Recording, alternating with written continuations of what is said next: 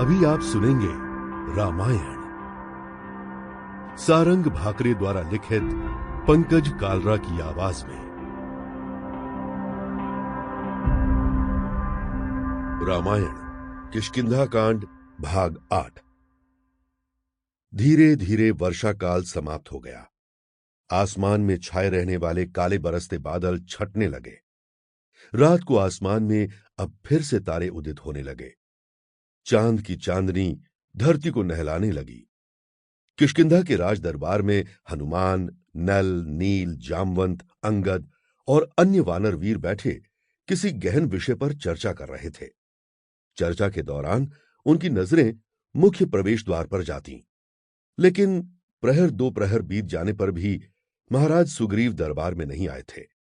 आखिर जामवंत ने हनुमान से कहा, जामवंत, हनुमान, महाराज न जाने कब अपने कमरे से बाहर निकले, कब राज दरबार में पधारे। हमें हमारा कार्य आगे बढ़ाना चाहिए। हनुमान, जी। जामवंत, तो सभागण सुने। महाराज सुग्रीव ने श्री राम को वचन दिया था कि वो उनकी पत्नी को खोजने में मदद करेंगे।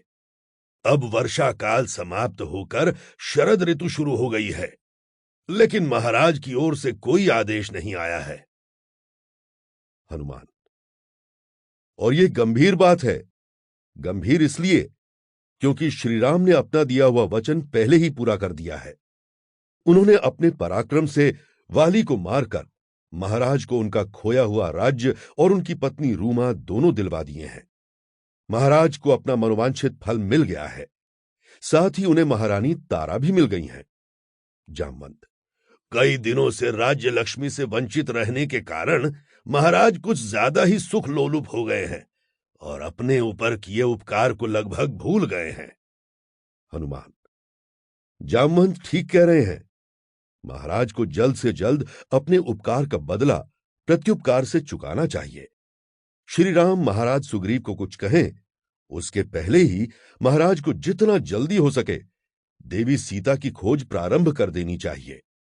जामवंत, हनुमान, मेरे विचार में तुम्हें ही महाराज सुग्रीव से जाकर उन्हें बताना हो। Sample complete. Ready to continue?